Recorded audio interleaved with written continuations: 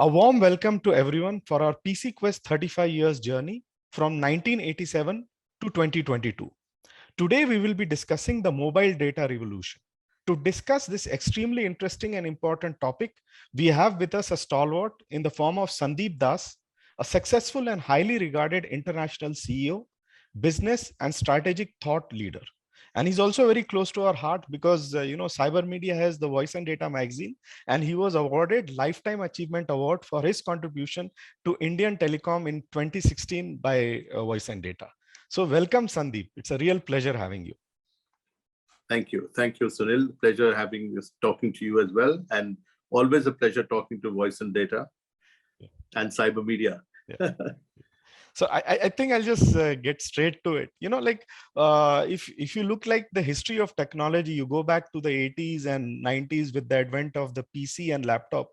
In India, the PC or laptop revolution did not really catch on in rural areas. So that was one big miss. However, both the mobile and smartphone revolution have succeeded. So what do you think is the reason behind this, and how did that transform rural India?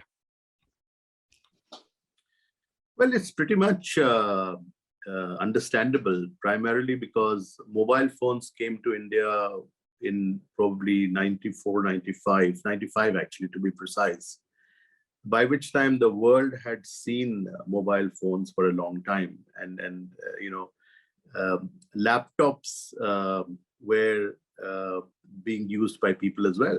And actually more people were using laptops than mobile phones at that time. And when we launched mobile phones in India in 95, India's population was around 950 million people. We had some 25 million fixed line phone connections.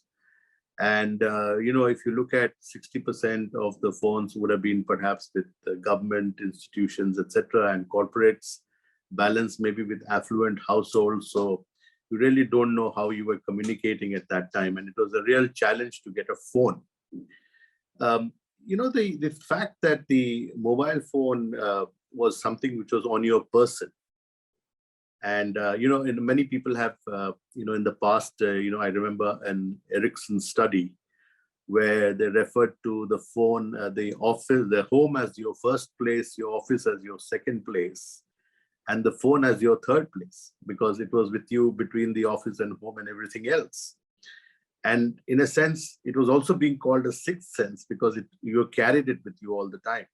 Now, that's a very critical aspect, because when you look at laptops and the portability, and if you look at the over the last couple of decades, what has gone into the computational power of a phone, and particularly with the introduction of smartphones, large screens, etc., etc., etc., I would say that smartphones actually democratized internet usage a lot more than laptops did. And as a result, it was more convenient to carry it on your person. It had also multi-purpose. The phone was multi-purpose in a sense. You could use it as a phone, you could use it as a messaging machine, you could get all entertainment, information, etc. The other thing is its access to wireless internet, because laptops did not have that advantage in the beginning. And I think, as I mentioned a little earlier, the entire internet boom was spread by phones. So it was very, very powerful. Today, if you look at the large screens that are available, and if you look at the affordability of mobile phones, it's so easy to carry, use, and access. And so for people, now they don't leave home without their phones. Whereas you can look at the challenge of using laptops and PCs in rural areas, finding adequate amount of electric supply, internet coverage, all that is a problem. And therefore, it's not difficult to understand why this became so popular apart from laptops. It also was, societally, it was more inclusive. People got into the mainstream. Upkeep was easy. Neighborhood mobile repair shops came up all over the place. Feature phones were all over the place. People listened to songs, people watched television.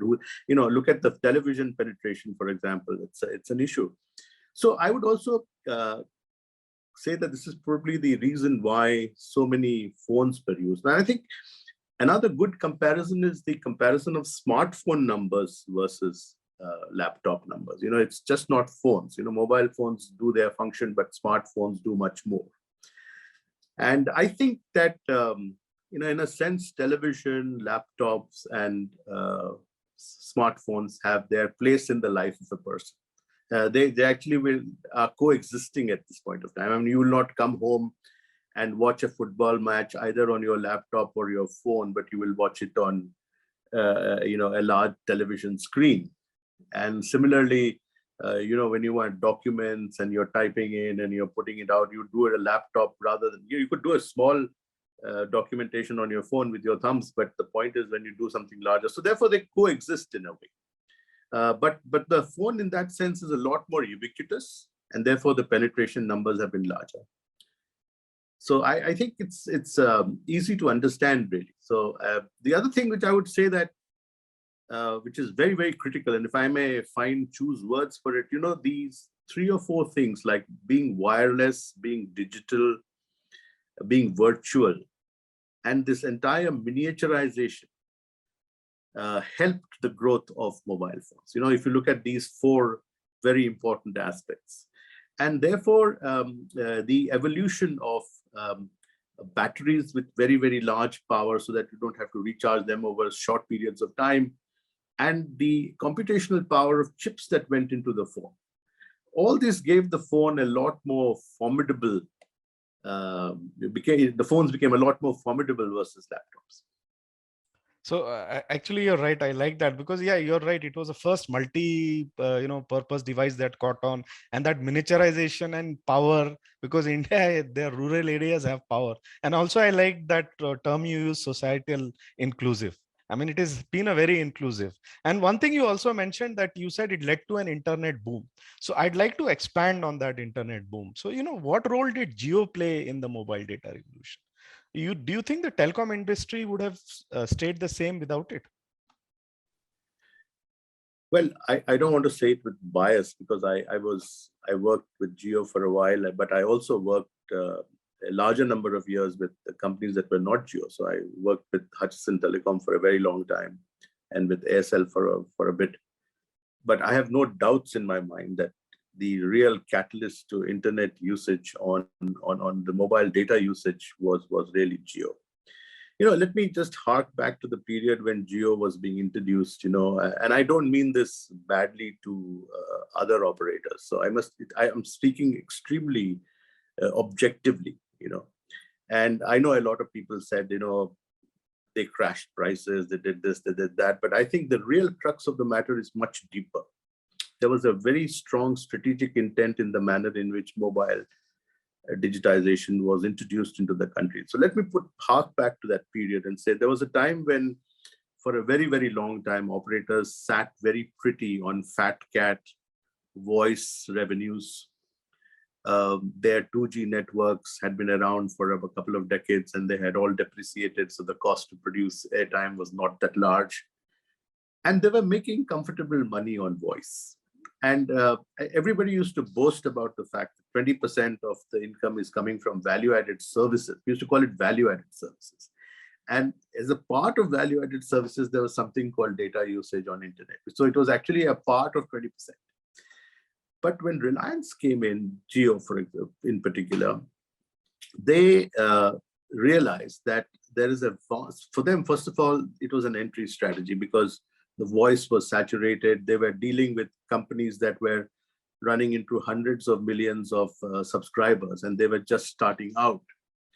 And so they sort of designed the entire mobile digital ecosystem. What did they do? First of all, they set up very, very fine 4G networks, and they completely almost re-engineered a lot of the cost to produce airtime. With very efficient towers, and they actually, with a tooth comb, they went about every aspect of network building, and they had the advantage because they had no legacy networks and stuff like that. Secondly, they also worked very hard on the fact that, I would say when I look back, that India could have skipped the 3G part and gone to 4G directly. because substantial sums of money were spent on spectrum. And while the companies were still busy rolling out their 3G networks, 4G came in. And to tell you the truth, at the time when Reliance and one more company, which was the company that I was leading, which was Aircel, had a lot of understanding of this thing called what is called the BWS spectrum at that time. And everybody thought, oh my God, WiMAX is not going to be successful. But actually, a lot of people didn't read into the fact that this was LTE.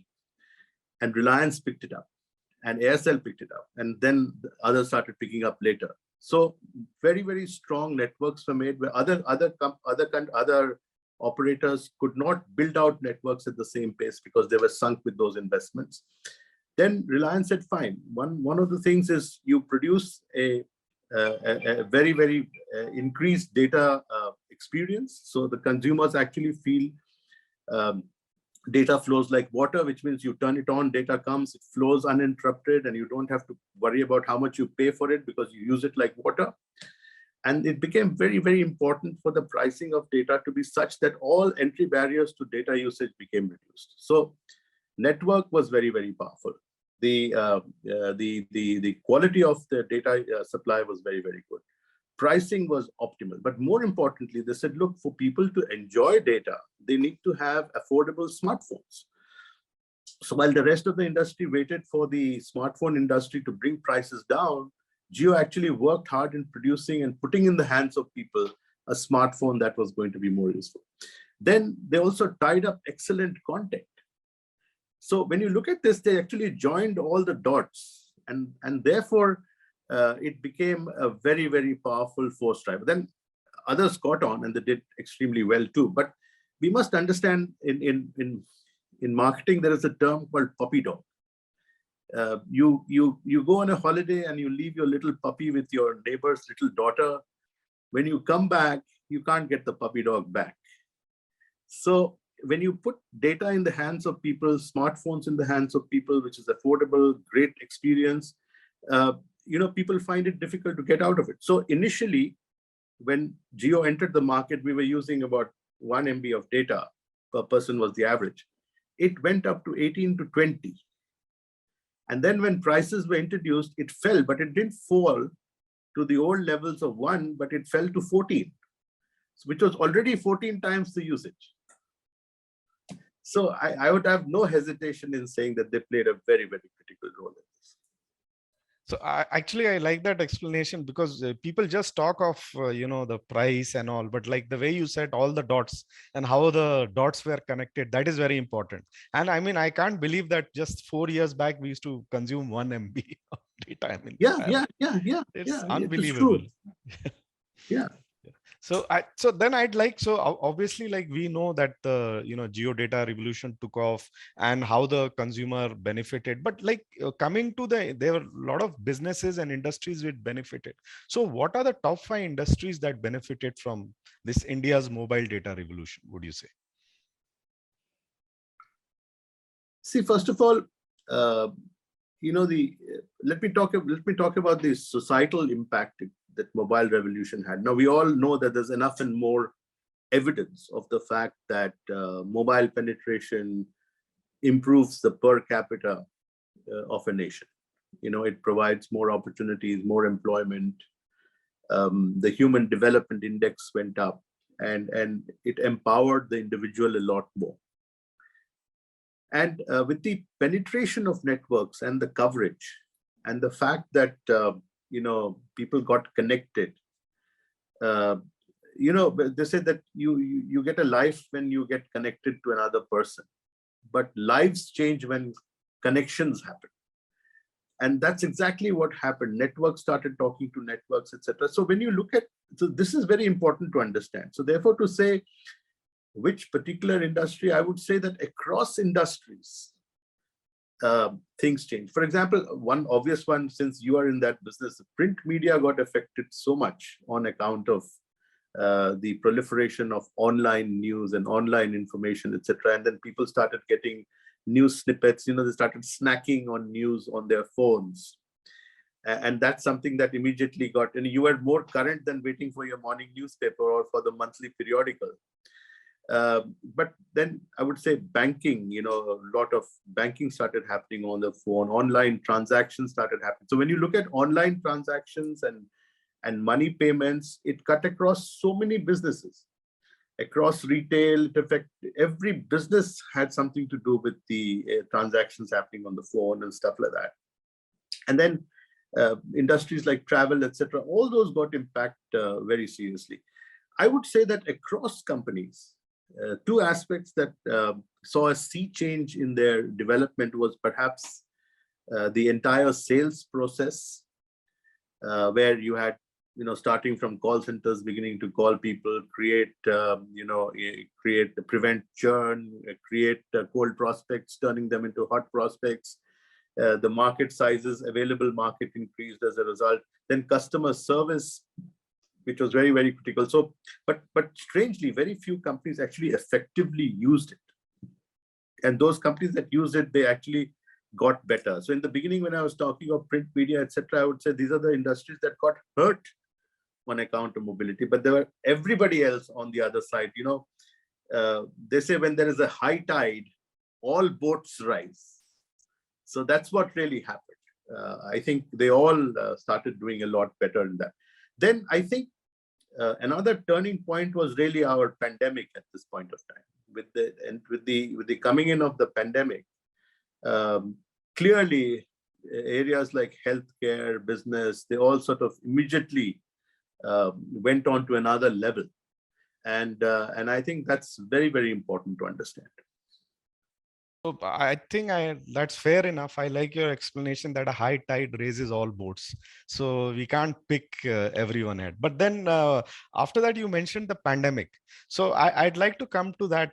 We have discussed in detail like yesterday. So coming to today, is it safe to say that the current Indian startup revolution was brought about by the technological acceleration during the pandemic, and that in turn was brought out by the mobile data revolution? Is it fair to say that? I would say so, because Sunil, I must say that we praised the paramedics a lot during pandemic, but I don't think we praised networks and communications as much.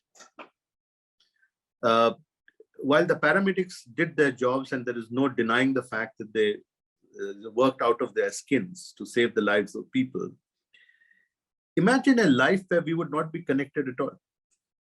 I mean, you and I are sitting in two different cities. We're talking to each other on Zoom. Companies started doing Zoom businesses. Healthcare started happening on Zoom. People started talking to each other. People used to earlier talk about Skype and stuff like that. Now, can you imagine what would have happened to the mental health of individuals in this incarcerated position if you did not have networks running? So therefore, they played a very, very important role and are still continuing to play that role. And it also created a seismic shift, I would say, in the behavior of people. People started getting more comfortable with digital.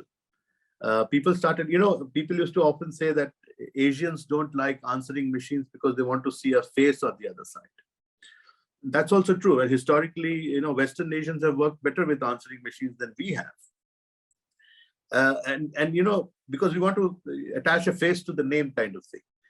So the thing is that this entire thing led to a situation where there was no option but to communicate. So therefore, a lot of people who were not initiated into the world of digital, like older people, people in semi-rural areas, urban, semi-urban areas, etc., they all started getting involved with this. And so as a result of which, the entire barrier to entry for online shopping, online business, online consultation, online education, online healthcare, every barrier got lowered enormously. And therefore, the important thing in this was the connectivity, the entire mobile digital connectivity. So therefore, it is absolutely clear that this entire pandemic and the manner in which the whole data revolution happened along with it has contributed to what is happening today. Yeah. So that again, I like that. I guess we don't realize it. The networks were probably the backbone, and they have Yes, taken I us mean, out of these digital lockdowns. Otherwise, I really yeah, don't know. It would have been. Sunil, you're so right. I want to re-emphasize the fact that our mental health, the contribution of connectivity and seeing another human being on the other side, when you sometimes, look at this, when people had COVID, they were quarantined in their rooms. They were not able to meet family members outside their rooms. I used to talk to my wife on her mobile phone video from one room to the other. I mean, can you imagine the power? Again, so that is the situation today. So like maybe since we have discussed so much, maybe we can like end with the future tomorrow. So what do you think the future holds? Like, will 5G come finally, and what kind of a game changer will that be? And another burning question which everyone wants to talk about is the metaverse. Will the smartphone play a role, any role in it? So I know it's slightly difficult to predict the future, but I'd like to hear your views. Sunil, there's a very famous line somebody said, the future was there for us to see, but only a few of us saw it. And, when people make business plans in companies, they draw several straight lines to see growth and what's going to happen. And I'm saying that if I was somebody like Microsoft, would I be discussing whether my operating system penetration is X% now and will it become Y% in 2025? Versus somebody asking me the question in the board saying, will there be something called operating system? So the future has a difference about looking at the future with a crystal glass. It's not about forecasting the future, but predicting the future. And therefore, you have to look at several things surrounding this entire thing. We are all very euphoric every time a new technology comes. So I hear words like metaverse, industry 4.0, edge computing, et cetera, et cetera, et cetera. People keep loving and throwing jargons at things. But you need descriptions of technology, of course. I'm not trying to be a cynic, but I'm just saying that we get very overawed with all these things and throw these things at each other, saying this is the next thing, this is the right thing. But let me go back to a basic human element, and then I'll also talk to you about what I think is the future of Indian technology. See, the evolution of mobile phones and mobile digital revolution and mobile technology has all been tending towards fixed line capability. And what is fixed line capability? Your ability to have high throughputs, high speeds, your ability to remain connected and not have drops in connection. So the whole reliability, once you've put a wire from one place to other, it's there unless you cut it up or you dig it up. The entire latency. So when you look at 5G, the power of its throughput, the power of its reliability, the power of its low latency, all these put together are aspects where it's beginning to clone a landline kind of experience. So tomorrow there will be 6G, which will come with even higher speeds and even lower latency. So the question is, when we are halfway through our 5G, will we suddenly start talking about 6G? You know how it is. So the point is, today we have to look at the fact that the entire ecosystem has to fall in place. 5G has been around for a while. A lot of countries have adopted it. So what is the ecosystem? You first of all need to build out networks. Now we all know every time a new generation comes, the older generation is still rolling out. And then what you do is you provide the new generation networks in the more profitable areas to start with, and then you have the older ones in the older places, and so you have a mishmash of sorts. And then you need to have the thing about 5G is that it's not only smartphones, but I would say smart terminal devices. The form factor of the devices that will receive 5G transmission, whether it is in the form of IoT or it is embedded in some system, the form factor will change, but that needs to be available because, you can provide a 5G network, but something has to receive it. And therefore, the penetration of those kind of terminal devices is going to be very important. See, what was the first challenge with 4G? And that is why we talked a little while ago about Jio. Jio said, yes, I'll provide 4G coverage, but I have to put a 4G phone in the hands of people. Otherwise, what's the point? So I think that's going to be important. The cost to produce is going to be very, very critical, because adoption happens with the mass adoption happens with an optimal cost of entry. So therefore, commercial pricing will be important. A lot has been talked about 5G as a institutional and as an institutional product, because people will be able to improve manufacturing, healthcare, this, that, etc., because of the fact that everything will improve on account of this. There will also be a proliferation of private networks, where people will have their own little networks, and then private networks have to talk to legacy networks. They have to talk to the larger public networks. Then the world is still settling down on 5G specifications. So therefore, applications, chips, everything, all the paraphernalia associated also has to settle down. Now, unless all that happens, unless coverage becomes universal, you will not see the benefits that we are getting euphoric about today. Are there benefits? Oh, absolutely there are. Absolutely, this will change people's lives. But when you talk about the future, when will only happen when all these aspects are covered correctly. Look at the benefits of 4G. Did it come on day one? It came much later. Even now, a lot of people don't use 4G. But my point is, so 5G comes in. So therefore, technology, a lot of enablers are available. Then let me come to a third aspect, which is, please remember that at the end of it, these 5G networks, etc., will have to be put out by operators. Every time a new generation comes in, look at the burden of expenditure and investment by an operator. He or she has still not realized benefits out of the existing network that they're rolling out.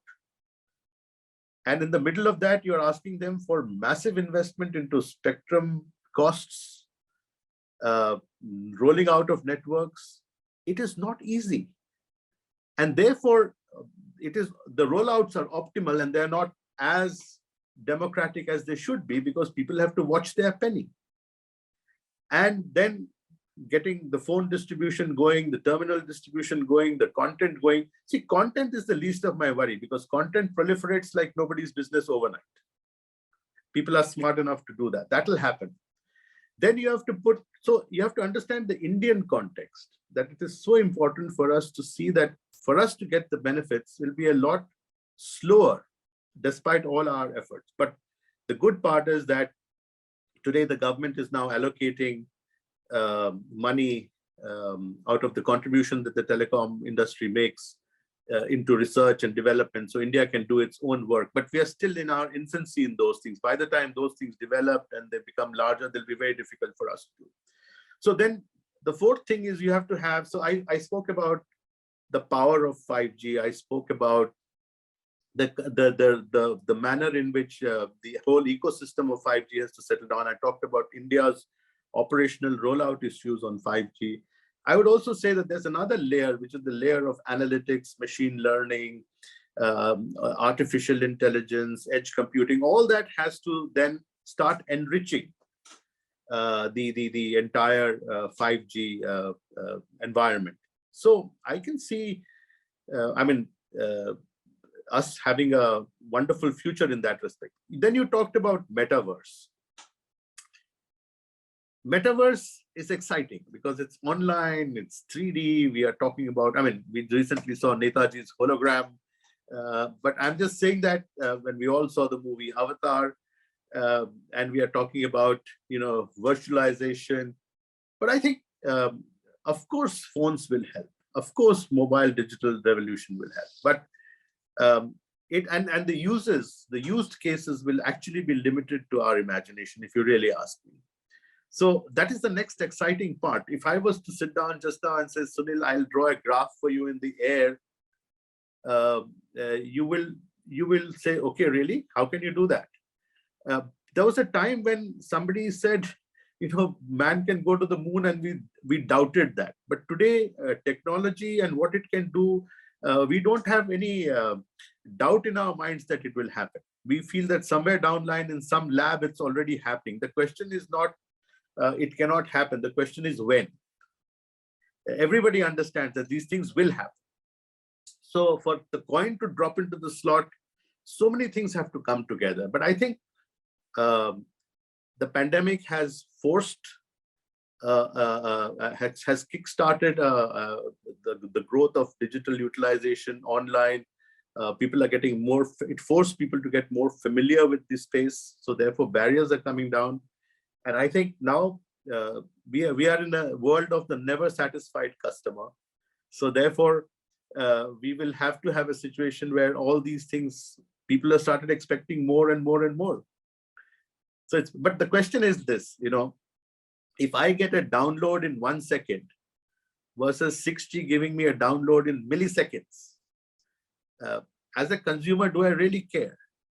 So you'll have to see at what point, what parts of the technology are going to be useful. For example, if I'm driving a electric vehicle or an automated vehicle is running, that millisecond is very important because you don't want breaks in communication. But if I'm downloading a document or I'm downloading a high definition film, if it comes in 1 second, I'm quite happy, as versus am I going to pay extra for a millisecond drop? So those kind of questions will come up. But it's exciting. I think the good part is that we are now beginning to adopt technology, Sunil, in India. Earlier, like I said, when I started my conversation with you, India adopted mobile phones maybe in 15 to 20 years later than the rest of the world. Then 3G was 10 years later, 4G was say 4 or 5 years later. Now we are doing things in real time. Right. So that's wonderful. So actually, I'd really like to thank you for this exhaustive and thought-provoking thing. And I like, in the last answer you gave, one is when predicting the future, us having a wonderful future, and use cases are limited to our imagination. So I like both those things, and that's a great point to end. Otherwise, I think we can talk on this exciting topic for hours on end. So Yes, I'd really thank you for giving such a, bird's eye view and also an in-depth view of the whole issue. Thank you, Sunil. Thank you.